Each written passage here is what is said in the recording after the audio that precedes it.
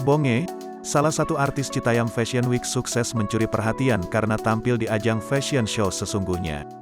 Ia catwalk dengan balutan koleksi brand lokal ternama di Jakarta Fashion and Food Festival, bersanding dengan sejumlah artis termasuk Al Ghazali.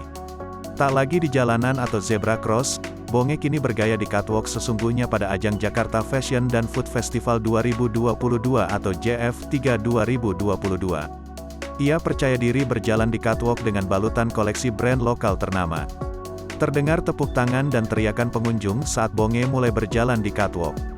Bonge memakai setelan yang didominasi warna kuning, dipadukan dengan kacamata dan sepatu warna cerah perpaduan hijau dan merah.